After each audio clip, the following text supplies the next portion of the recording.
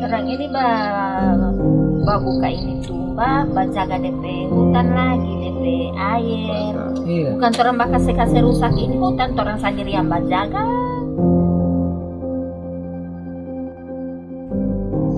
Teras Iring ini akan bermanfaat sekali untuk kelangsungan regenerasi kita, supaya tanah yang subur tidak hanyur ke sungai dan anak-anak cucu kita bisa menikmati suburnya tanah Gorontalo. Saat sekarang tidak ada kata terlambat.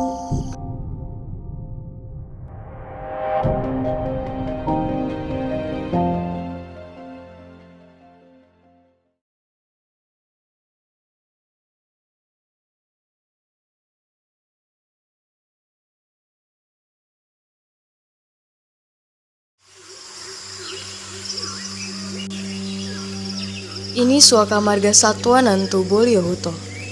Kawasan ini berada pada wilayah administrasi Kabupaten Gorontalo, Kabupaten Bualemo, dan Kabupaten Gorontalo Utara, Provinsi Gorontalo. Kawasan ini rumah terbaik berbagai jenis flora dan fauna endemik Sulawesi.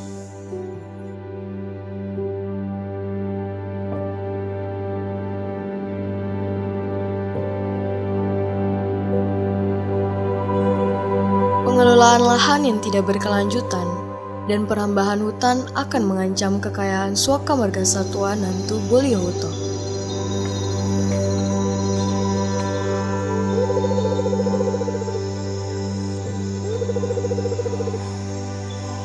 Tak hanya bagi satwa, kawasan ini sebagai penyangga bagi kehidupan masyarakat sekitarnya.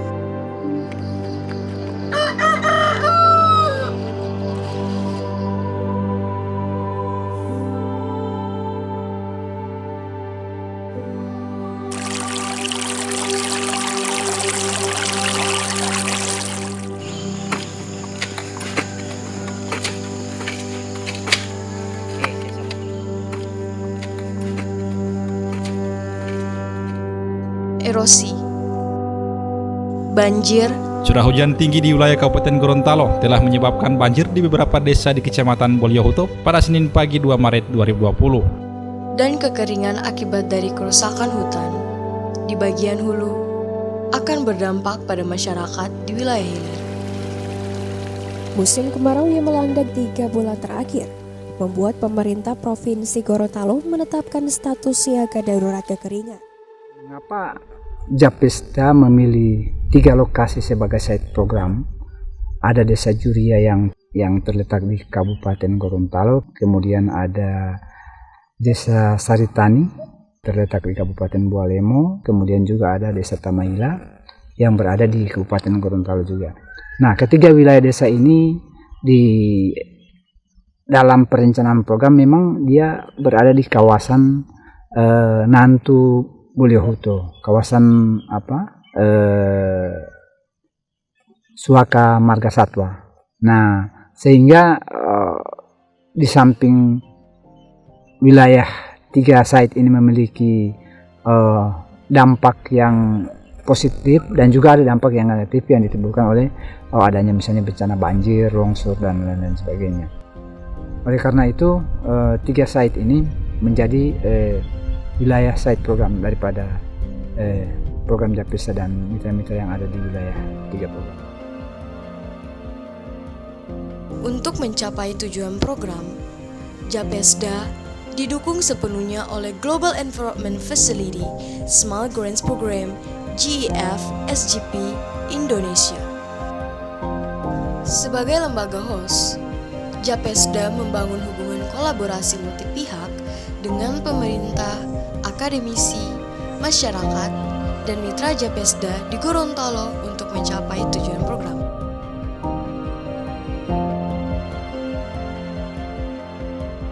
Akses perhutanan sosial itu kita memberikan akses ke masyarakat untuk mengolah hutan itu dalam waktu 30-35 tahun. Akan tetapi bukan untuk menjadi hak milik. Ada program yang di Kementerian Lingkungan Hidup dan Kehutanan juga yang namanya TORA, Tanah Objek reforma agraria. Nah, itu kawasan-kawasan hutan yang sudah diduduki oleh masyarakat, kalau existingnya itu sudah jadi ladang, sudah jadi ininya masyarakat, kalau dia melalui syarat tersebut bahwa itu harus kita bebaskan, nah harus kita bebaskan dari kawasan hutan.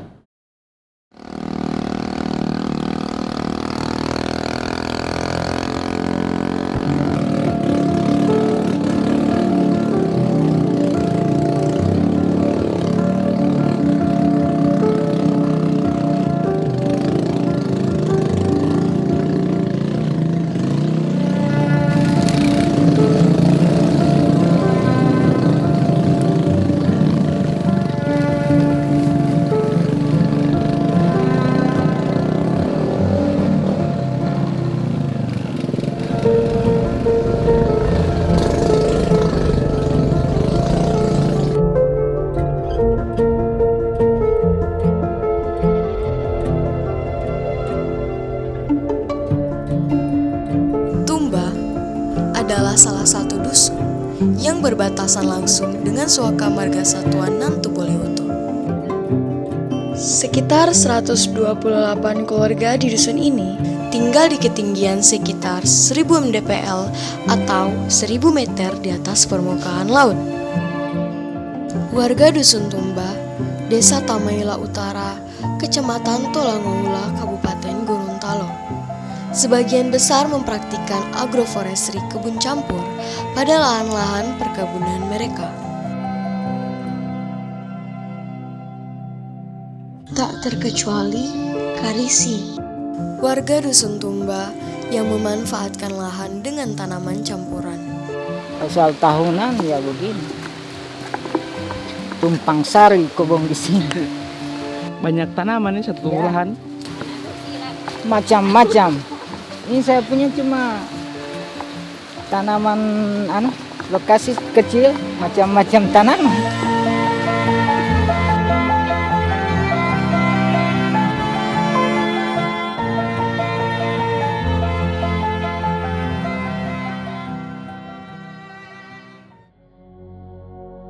Tanam minut turun itu hutan tanah itu akan hilang, DP kesuburannya akan hilang. Kalau tanaman tahunan dia terus terjaga, DP tanah itu terjaga sekali, tidak ada tidak ada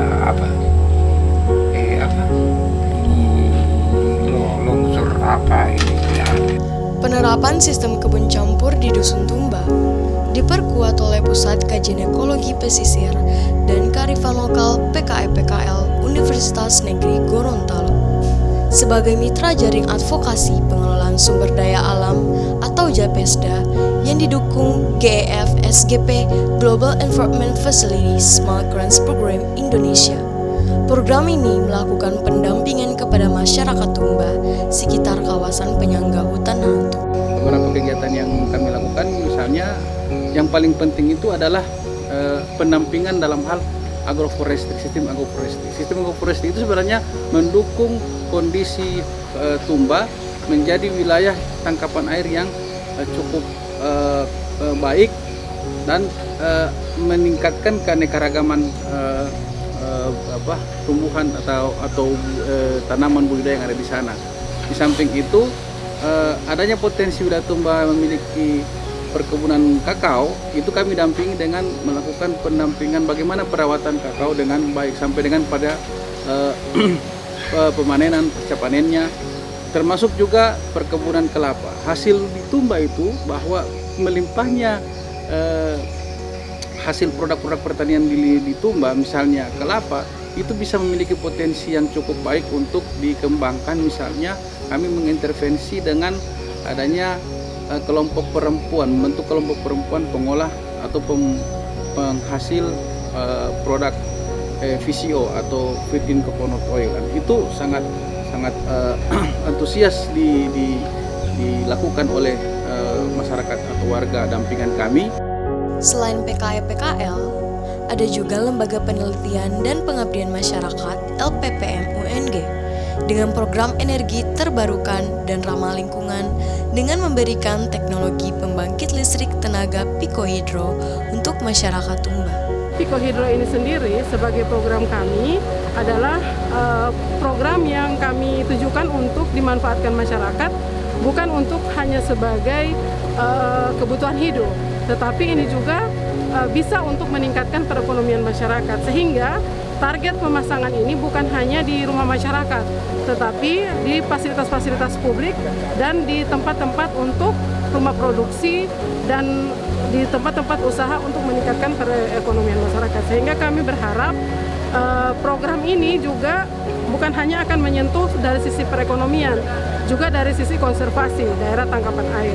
Karena kita tahu bersama bahwa daerah tangkapan air yang ada di Tumba itu memiliki potensi yang sangat besar. Tumba bisa dibilang masuk dalam wilayah zona tengah sungai Pagoyaman. Posisinya sangat krusial, menjaga sistem siklus air. Warga Tumba lain sadar akan hal ini. Mereka mempertaruhkan segalanya untuk menjaga sungai. Kalau tidak salah 4 kecamatan ini pemakai air bersih. Itu yang dijaga tuh, terang jaga sih. Sedangkan orang di sini yang paling ujung. Jelas sasaran. Oh, orang di sana ini yang buang racun ini, kenapa ikan semati-mati dari atas ini. Siapa? Cuma orang. Biarpun orang di bawah yang buang racun, orang yang kena. Itu yang orang jaga di sini. Kolaborasi dibangun tak hanya di Dusun Tumba, tapi pada pusat pemerintah desa melalui BUMDes Mitra Usaha Desa Tamaila Utara. Ada beberapa kegiatan yang kami lakukan. Ada 2 pokok dalam kegiatan ini. Pertama tentang peningkatan ekonomi masyarakat, kemudian kedua adalah lingkungan.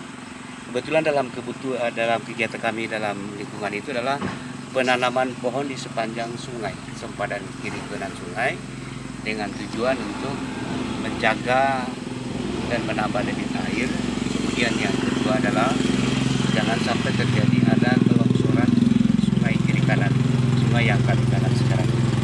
Dan tujuan kami utama adalah bagaimana menjaga lingkungan ini agar menjadi lebih baik lagi.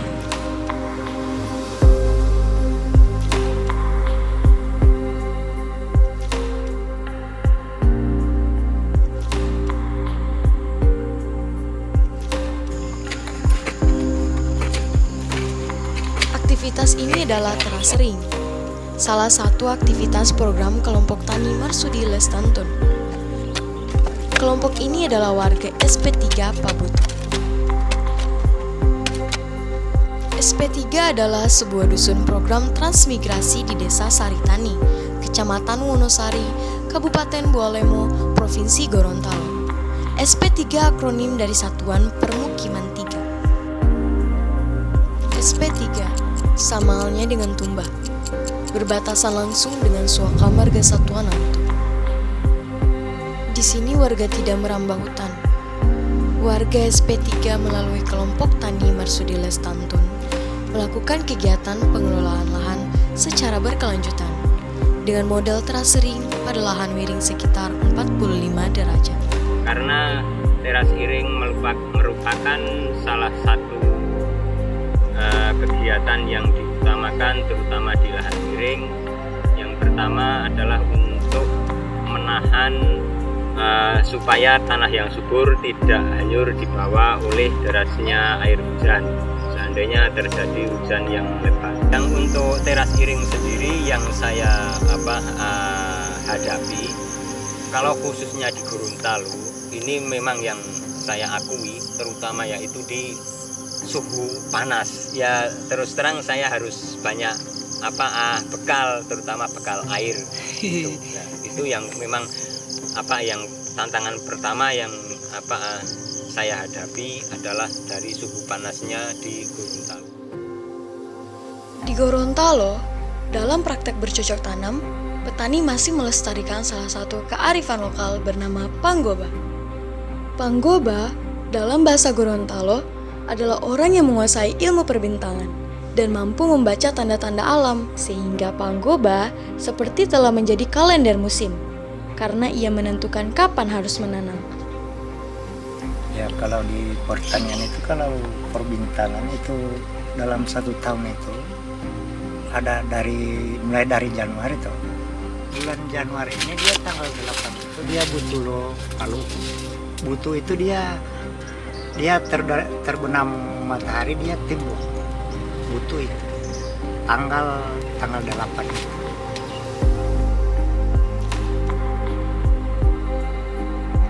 Yang namanya molapo itu kan mengusir hama tuh. Jadi pakai kemenyang itu baru kita orang bawa di lahan, baru kita bawa putar di lahan, di sekitaran lahan, baru bawa itu tempurung yang isi ini bara, baru taruh kemenyang di situ. Baru kita orang ada mantra-mantranya juga itu. Putar itu ada mantra-mantra. Karena itu cuman untuk mengusir hama itu. Kayak mangga itu kan penanda dia kalau di musim panas. Berarti dia kalau sudah mulai keluar bunga mangga, berarti itu sudah penanda tidak lama lagi sembuh. Awal kami membentuk kelompok royongan langsung melakukan pembersihan kebun, yang inti adalah melakukan teras iring. Kenapa teras iring? Karena di sini di lokasi teran kami bergunung, supaya irigasi lahan pun tidak erosi dengan cepat.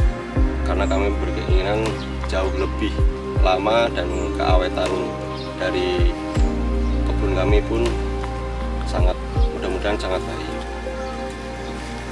Nah, tujuan kami melakukan teras iring pun supaya memudahkan akses jalan dari pemanenan, penanaman, dan juga kelihatan baik. Kelompok Marsudi Lestantun didampingi oleh lembaga Jaring Advokasi Pengelolaan Sumber Daya Alam atau JAPESDA dalam menjalankan pengelolaan lahan secara berkelanjutan. Tujuan kegiatan atau program di SP3 khususnya di kelompok masyarakat Marsudi Lestantun yaitu adalah pengelolaan lahan miring yang berkelanjutan, di mana masyarakat itu dapat mempertahankan pertanian di lahan yang miring, tapi dengan cara-cara konservatif. Jika SP3 Saritani dan Dusun Tumba, Desa Tamayela Utara berada di wilayah hulu, berdekatan dengan hutan Nantu, beda halnya dengan Desa Juria yang ada pada wilayah hilir. Desa ini menerima dampak langsung jika kerusakan hutan di bagian hulu. Kenapa kemudian kita teman-teman YFG dan saya juga mencoba menanam pohon tadi di lahan kritis. Pertama, bagaimana kita bisa mengurangi banjir yang sempat terjadi di 2016 lalu. Yang kedua, bisa kemudian ke petani sadar bahwa penggunaan lahan miring ini memang harus butuh pohon-pohon tahun dan pohon-pohon penyangga. Nah, alhamdulillah pohon yang sudah kita tanam ada beberapa yang sudah mulai tumbuh, bahkan sudah kalau kita ukur tinggi pohon kemarin itu ada sudah sekitar 2 meter, 3 meter yang sudah tumbuh. Walaupun memang di 5.000 pohon yang kita tanami tidak semua hidup, karena memang tahun kemarin itu Gorontalo, mungkin seantero Gorontalo telah sedang mengalami krisis berkepanjangan. Orang ini memajukan stik ini, dia cuman menjual secara persak, ya cuma 2.000 satu saset, supaya stik kami ini erosi, kekeringan, dan banjir bisa dibendung. Mata pencarian masyarakat bisa ditingkatkan dengan tata kelola lingkungan yang baik, tidak merambah hutan, memanfaatkan lahan secara berkelanjutan. Semuanya bisa diwujudkan dengan kolaborasi bersama multi pihak.